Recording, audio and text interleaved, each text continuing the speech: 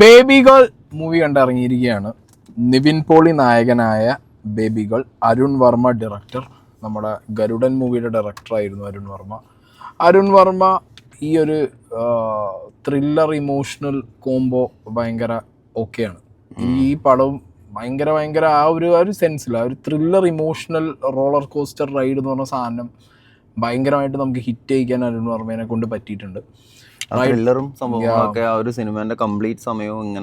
പിടിച്ചു നിർത്താൻ പറ്റി നമ്മളെ. ബോബി ആൻഡ് സഞ്ജയ് ആണ് ഇതിന്റെ റൈറ്റേഴ്സ്.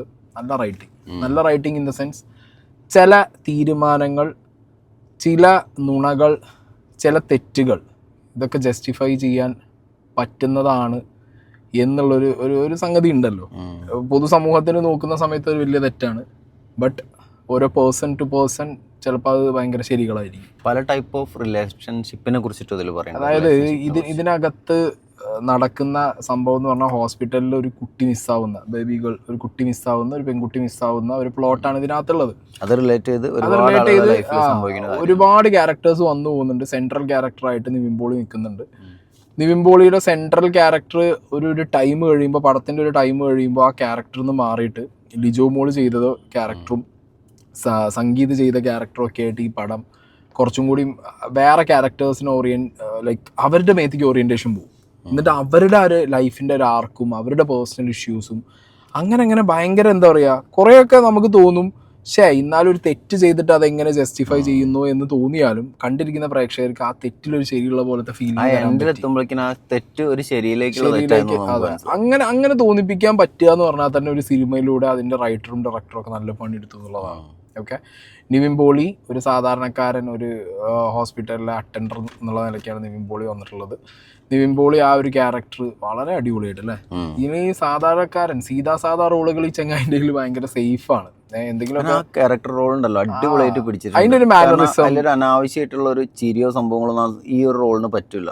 അത് അയാളെ ഫേസിൽ ഇങ്ങനെ കറക്റ്റ് ആയിട്ട് ആ ഒരു സീരിയസ്നെസ് ഹാൻഡിൽ ചെയ്തിട്ടുണ്ട്. ഇപ്പൊ ഫോർ മീ ഞാൻ പറയാം, ഈ പടം തുടങ്ങിയത് മുതൽ കുറേ റെഫറൻസുകൾ വെച്ച് പോയിട്ടുണ്ട്. പടത്തിന്റെ തുടക്കത്തിൽ ടൈറ്റിലൊക്കെ എഴുതി കാണിക്കുമ്പോൾ തന്നെ ആദ്യം കൊച്ചി കാണിക്കുമ്പോൾ കൊച്ചിയോ തിരുവനന്തപുരം കാണിച്ച സമയത്ത് അതിങ്ങനെ ഓവർലേ ചെയ്ത പോലെ ഒരു പെണ്ണിന്റെ മുഖം കാണിക്കുന്നു. പിന്നെ അതിനുശേഷം പത്മനാഭസ്വാമി ടെമ്പിൾ കാണിക്കുമ്പോൾ അതിൻ്റെ മുകളിൽ ഒരു ക്രിസ്മസിന്റെ മരത്തിന്റെ ഒരു ഓവർലേ കാണിക്കുന്നു.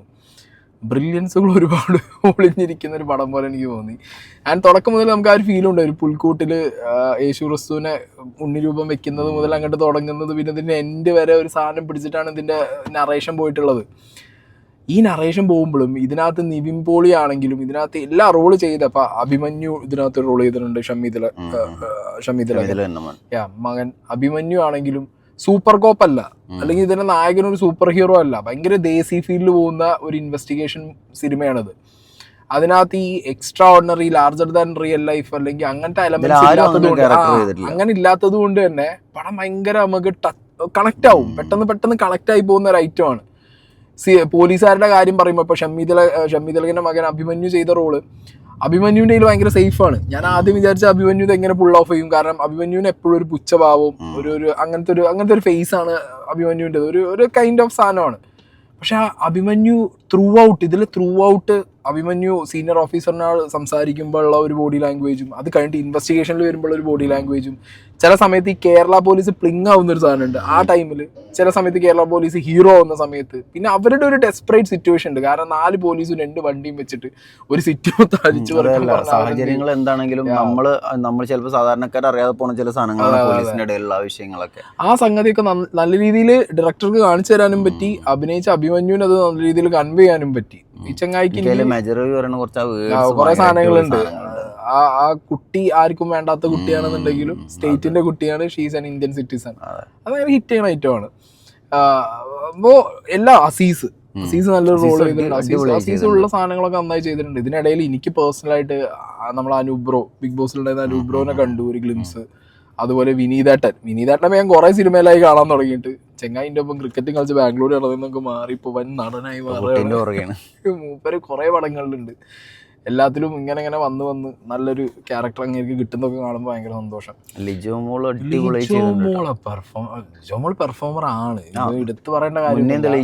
പക്ഷെ അവര് ഈ ഇന്റർവ്യൂലൊക്കെ പറയുന്നുണ്ട്, ലിജോ മോൾ ആണെങ്കിലും നിവിൻ പോളി ആണെങ്കിലും കുട്ടീനെ ഹാൻഡിൽ ചെയ്തിട്ട് അത്ര അവർക്ക് അങ്ങോട്ട് ശീലമില്ല എന്ന് പറഞ്ഞിട്ടുണ്ടായിരുന്നു. പക്ഷെ നമുക്കത് ഫീൽ ചെയ്യണല്ലേ ശരിക്കും. നമുക്ക് ആ കുട്ടീനെ ലിജോ മോള് പിടിച്ച് വെക്കുമ്പോൾ ശരിക്കും അമ്മയും മോളും ആ ഒരു ഫീൽ നമുക്ക് കിട്ടുന്നുണ്ട്. ലിജോ മോൾ അടിപൊളി പെർഫോമൻസ് ആയിരുന്നു. സംഗീത് സത്യത്തിൽ ഈ സ്ലാപ്സ്റ്റിക് സാധനങ്ങളും അല്ലെങ്കിൽ സർക്കാസ്റ്റിക് ആയിട്ടുള്ള കോമഡി അങ്ങനെ പറയുന്ന സംഗീതത്തിൽ നിന്ന് മാറിയിട്ട് സംഗീതിന്റെ ഒരു ഡിഫറെന്റ് ഷെയ്ഡ് കാണാൻ പറ്റി. മാത്രല്ല ഒരു സൈഡിൽ അച്ഛനും ഒരു സൈഡിൽ പെങ്ങളും എല്ലാം കൂടെ അയാളെ മൈൻഡൊക്കെ നമുക്ക് പെട്ടെന്ന് വായിച്ചെടുക്കാൻ പറ്റും. അടിപൊളിയായിട്ട് ചെയ്തിട്ടുണ്ട്. ജാഫർ ഇടുക്കി ഉള്ളത് കുറച്ചാണെങ്കിലും അങ്ങേരും തകർത്തു പോയിട്ടുണ്ട്.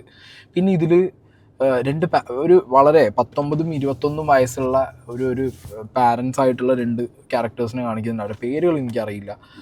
എന്റെ മോനെ അവര് നന്നായി ചെയ്തല്ലേ. പെൺകുട്ടി ഒരു രക്ഷയില്ല. ആ പെൺകുട്ടിയുടെ ഒരു ക്യാരക്ടറിന്റെ ഡെഫിനിഷൻ തന്നെ എന്ന് പറഞ്ഞു കഴിഞ്ഞാൽ ഡിപ്രഷൻ അടിച്ച് അങ്ങനത്തെ ഒരു ക്യാരക്ടറാണ്. ലാസ്റ്റ് സീനിലൊക്കെ നമുക്ക് മനസ്സിലാൻ പറ്റും ആ കുട്ടിക്കും ഒരു അമ്മ എന്നുള്ള സ്നേഹമുണ്ട്. പക്ഷെ അതിന് സംഭവിച്ചു പോയ കാര്യങ്ങൾ ചെയ്യാൻ പറ്റില്ല. 19 വയസ്സിലെ ലൈഫിൽ എന്ത് ചെയ്യാൻ പറ്റും? ഈ സിനിമയിൽ മൊത്തം എന്താ പറയുക, ഇതിൽ കുറേ ജീവിതങ്ങൾ ഇപ്പൊ റിയാലിറ്റിയിൽ നമ്മളെ കണ്ണിന്റെ മുന്നിലും നമ്മൾ പലരും അനുഭവിക്കുന്നതും നമുക്ക് പലരുടെ എക്സ്പീരിയൻസ് ഒക്കെ ഷെയർ ചെയ്ത് കിട്ടുന്നതും അല്ലെങ്കിൽ നമ്മൾ തന്നെ അനുഭവിച്ചിട്ടുള്ള സാധനങ്ങളൊക്കെ നമുക്ക് ഇങ്ങനെ റീവൈൻഡ് ചെയ്ത് പോകും. അതുപോലെയാണ് ചില ക്യാരക്ടേഴ്സ് നമ്മളെ മുന്നിൽ വന്നു. പല ടൈപ്പ് ഓഫ് ആളുകളും പല ടൈപ്പ് ഓഫ് ഇമോഷൻസും ഒക്കെ. ഒരു 24 മണിക്കൂറിന്റെ ഉള്ളിൽ കുറെ ആളുകൾ അവരുടെ ജീവിതങ്ങൾ അതിന്റെ എന്താ പറയുക റിയാലിറ്റിയിൽ ടച്ച് ചെയ്ത കുറെ ഇൻസിഡൻസ്. അതിൽ തന്നെ ഈ കിച്ചു ടെല്ലസ് ചെയ്തൊരു റോളുണ്ട് ഈ നമ്മുടെ ലിജോ മോളുടെ ഹസ്ബൻഡായിട്ട്. എന്റെ മോനെ അയാൾക്ക് ആകെ ഉള്ളതൊരു 4 ഡയലോഗ്. ബസ്സിന്റെ എന്തിന്റെ മൂലക്കിലിരുന്ന് 2 ഫോൺ വിളിക്കാൻ അയക്കുള്ളൂ. പക്ഷെ നമുക്ക് അയാൾ മുൻകാലത്ത് എന്തൊക്കെ ചെയ്തിട്ടുണ്ടാവും മാറി ചള്ളടിച്ച് എന്റെ പൊട്ടിക്കണം തോന്നാൻ തോന്നുന്ന രീതിയിലുള്ള പെർഫോമൻസ് ആണ് അയാള്. അങ്ങനത്തെ ക്യാരക്ടേഴ്സിനെ പലപ്പോഴായിട്ട് നമ്മൾ ലൈഫിൽ കണ്ടിട്ടുണ്ടാവും. അങ്ങനെ പടം മൊത്തത്തിൽ ഭയങ്കര റിയൽ ഫേസിലൂടെ പോവാണ്. ആൻഡ് ഇതിനിടയിൽ ഒരു ക്യാമിയോ ഉണ്ട്. അത് ഇതിന്റെ പ്രൊഡ്യൂസർ തന്നെയാണ്. ലിസ്റ്റിൻ സ്റ്റീഫൻ ഒരു ക്യാമിയോ അടിച്ച് പോയിട്ടുണ്ട് അതിനിടയിൽ. അങ്ങനെ ആകെ മൊത്തം thriller, edge of the seat എന്നൊക്കെ പറഞ്ഞു കഴിഞ്ഞാൽ ഭയങ്കര എക്സ്പെക്ടേഷൻ ഒന്നും വേണ്ട. ബട്ട് യാ സ്റ്റിൽ, കാരണം നമ്മൾ പടം ഇവിടെ തീരും എന്ന് വിചാരിച്ചോടത്ത് പടം വീണ്ടും എന്ത് ചെയ്യുന്നുണ്ട്, പിക്കപ്പ് ആവുന്നുണ്ട്. മാത്രമല്ല ഒരു ചെറിയ കുട്ടീൻ്റെ ഒരു കാര്യങ്ങളായത് കാരണം കൊണ്ട് നമുക്ക് അതിൻ്റെ ഒരു ബുദ്ധിമുട്ടും അതിൻ്റെ ഒരു പ്രശ്നങ്ങളും ആ സിനിമ കഴിയുന്നുണ്ടാവും. നമുക്കിങ്ങനെ നമ്മളൊരു എന്താ പറയാ ഗതികെട്ടിരുന്ന് പോയിരിക്കും. പിന്നെ എന്ന് പറഞ്ഞാൽ പടത്തിന്റെ ലാസ്റ്റ് ഒക്കെ ആകുമ്പോഴത്തേക്ക് ഇവർ ചെയ്ത തെറ്റിന് ഇവർ ജസ്റ്റിഫൈ ചെയ്തു എന്നുള്ളത് നമുക്ക് ബോധ്യവും. എനിക്ക് അങ്ങനെ അത് ആശ്വാസം. കാരണം തെറ്റ് ചെയ്തു ശരി, പക്ഷെ ആ തെറ്റൊരു ശരിയാണ്. അങ്ങനെ ഒരു ഫീലിംഗ്. അതാണ് ഒരു അമ്മ മോള് എന്നുള്ള ആ ഒരു കണക്ഷൻ കാണിക്കുന്നത്. അവർക്ക് വേറെ കാര്യങ്ങൾ കുറെ അമ്മ മോള് കണക്ഷൻ കിട്ടും ഇതിൽ. ഒന്നൊന്നല്ല, അമ്മ മോള് മാത്രല്ല, അമ്മ അച്ഛൻ ബ്രദർ സിസ്റ്റർ, അമ്മ മോള് അച്ഛൻ മോള്, ഇതിൽ കണക്ഷൻസ്. പിന്നെ റാൻഡം ആയിട്ട് നമ്മുടെ ജീവിതത്തിൽ ഒരു 10 സെക്കൻഡ് വന്നു പോണ ആളുകൾ, അങ്ങനെ കുറെ കാര്യങ്ങൾ ഇതിനകത്ത് ഭയങ്കരമായിട്ട് നോക്കാം. Jakes Bejoy, Jakes Bejoy, you are a gem of a artist. ഒന്നും പറയല്ല. കാരണം ഈ പടത്തിന്റെ എവിടെയെങ്കിലും ഒക്കെ ലോ ആയി എന്ന് ഫീൽ ചെയ്യുന്ന സ്ഥലങ്ങളിൽ ഈ ചെങ്ങായി അടിച്ചു വെക്കുന്ന കുറേ ആ ഒരു സിറ്റുവേഷൻ എലിവേറ്റ് ചെയ്യാൻ കൊണ്ടുവരുന്ന കുറേ സാധനങ്ങളുണ്ട് ഇതിനകത്ത്. ആ ബാക്ക്ഗ്രൗണ്ട് സ്കോർ ഒക്കെ ഉണ്ടല്ലോ ഭയങ്കര എന്താ പറയാ, പട്ടത്തിന് ഒരു വേറെ ഡയമെൻഷൻ കൊണ്ടുപോകും. ഒരുപാട് സമയം ആ ഒരു റെഡ് കാറിൽ ഇങ്ങനെ സഞ്ചരിക്കുന്ന സമയമുണ്ട്. ശരിക്കും ബോറിംഗ് ആവേണ്ട ടൈമാണ്. പടത്തിന്റെ സെക്കൻഡ് ഹാഫിൽ കുറേ പോർഷൻസിൽ നമുക്ക് ഭയങ്കര ബ്ലാങ്ക് ആയിട്ട് ഫീൽ ചെയ്യും. കാരണം കുറെ വലിച്ചു നീട്ടിയ മാതിരിയുള്ള സാധനങ്ങളൊക്കെ ഫീൽ ചെയ്യേണ്ട സ്ഥലങ്ങളിൽ ഇയാൾ ഇങ്ങനെ വെച്ച് കാരണം നമുക്കും അവരതേ ഇമോഷനാണ്. നമുക്കും ഇമോഷൻ കൊണ്ടുവരുന്ന ആർട്ടിസ്റ്റുകൾ അഭിനയിച്ചോണ്ടല്ല, കാർ പോകണ്ടല്ല, ബാക്ക്ഗ്രൗണ്ട് മ്യൂസിക്കിൽ ഇയാള് വെച്ച് അതിങ്ങനെ നമ്മളെ തലയിൽ കൺഫ്യൂഷൻസും പല സാധനങ്ങളും ഇങ്ങനെ ഇട്ടുകൊണ്ട് ഭയങ്കരമായിരുന്നു. പിന്നെ ഫായിസ് സിദ്ദിഖിന്റെ ക്യാമറ വർക്ക് നല്ല വർക്കായിരുന്നു, അടിപൊളിയായിട്ട് അതും ചെയ്തിട്ടുണ്ട്. അപ്പോൾ മൊത്തത്തിൽ ഫോർ മീ ബേബി ഗേൾ എന്ന് പറഞ്ഞു കഴിഞ്ഞാൽ ഒരു emotional thriller drama kind of സാധനമാണ്. അതിനകത്ത് തന്നെ നല്ല പെർഫോമൻസുകൾ, നല്ല കിണ്ണം പെർഫോമൻസുകൾ, നല്ല നറേഷൻ, നല്ല ഡയറക്ഷൻ, ഒരു ക്വാളിറ്റി സിനിമ അല്ലേ, നല്ല ക്വാളിറ്റി സിനിമ. എവിടെയും നമുക്ക് മോശം പറയാനില്ലാത്ത നല്ലൊരു വർക്ക്. ഒരുപാട് നല്ല അഭിനേതാക്കൾ കൂടിയിട്ട് ഒരു നല്ല സിനിമ. അതായത് ആർക്കും ഇതിലൊരു ഈഗോ പിടിച്ച് അഭിനയിച്ചതായിട്ട് തോന്നിയിട്ടില്ല. അത് ശ്രദ്ധിച്ചോ നിങ്ങള്? എല്ലാവർക്കും പെർഫോം ചെയ്യാനും ഒരാൾക്കും ഒരു ഈഗോ പിടിച്ചതായിട്ട് അഭിനയിച്ചത് തോന്നിയിട്ടില്ല. ഒരാളെയും വെറുതെ കൊണ്ടുവന്ന് പ്ലേസ് ചെയ്തതായിട്ട് എനിക്ക് തോന്നിയിട്ടില്ല. എല്ലാവരും കൃത്യമായ ടാസ്ക് കൊടുത്തിട്ടാണ് ഇതിനകത്ത്. ഈവൻ ആ CCTV ഫുട്ടേജ് എടുക്കുന്ന പയ്യുണ്ടല്ലോ, ഈ ചങ്ങായും കുറെ സിനിമയിലുണ്ട്. ഈ ചങ്ങായിക്ക് അടക്കം കൃത്യമായ റോളും കൃത്യമായ ടൈമും സ്പേസും കൊടുത്തിട്ടുണ്ട്. ആരും വെറുതെ തല കാണിച്ചു പോയി. നഴ്സുമാരടക്കം എല്ലാവർക്കും വളരെ ഇമ്പോർട്ടന്റ് ആയിട്ട് ഓരോ സാധനങ്ങൾ വെച്ച് കൊടുത്തിട്ടുണ്ട്. അതുകൊണ്ട് ഡയലോഗിന്റെ ഒക്കെ ബാക്കിൽ ഓരോരോ കാര്യങ്ങളും. അതുകൊണ്ട് എന്താ പറയാ, അതുകൊണ്ട് പടം നമുക്ക് അനാവശ്യ ക്യാരക്ടേഴ്സ് വന്നു തോന്നും, അനാവശ്യമായിട്ട് പോയി എന്ന് തോന്നില്ല. ആകെ തോന്നുന്ന ഒരു ലാഗ് എലമെന്റ് തോന്നുന്നത് ചില സ്ഥലങ്ങളിൽ പടം എന്ത് ചെയ്തു, കുറച്ച് സൈലന്റ് ആയിട്ട് ഒരു ആക്ടിവിറ്റി ഒരു സംഭവം നടക്കുന്നു, ആ സംഭവത്തിനെ എലാബറേറ്റ് ചെയ്യാൻ അതിനായിട്ട് കണക്ട് ചെയ്യാൻ വേറെ കുറേ കാര്യങ്ങൾ ബ്ലാങ്ക് ആയിട്ട് കാണിച്ചു. അത് മാത്രമേ ഉള്ളൂ. അത് ഞാൻ ഈ പറഞ്ഞ പോലെ ജെയ്ക്ക് ബിജോയ് വളരെ ഹിഡനായിട്ട് കവർ ചെയ്തു, അടിപൊളിയായിട്ട് കവർ ചെയ്തു. കാരണം ആ മ്യൂസിക് എലവേറ്റ് ചെയ്തത് കൊണ്ട് ആ സീനുകളൊന്നും നമുക്ക് അങ്ങനെ അത് ഫീൽ ചെയ്യിച്ചതേ ഇല്ല.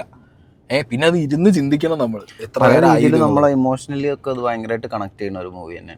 അതെ, പ്രത്യേകിച്ച് കുട്ടി അച്ഛനമ്മ ഫീലിംഗ്, ഇപ്പോൾ ന്യൂ ബോൺ കുട്ടികളൊക്കെ ഉള്ള അച്ഛനമ്മമാർക്കൊക്കെ അത് ഭയങ്കരമായിട്ട് ടച്ച് ചെയ്യാവും.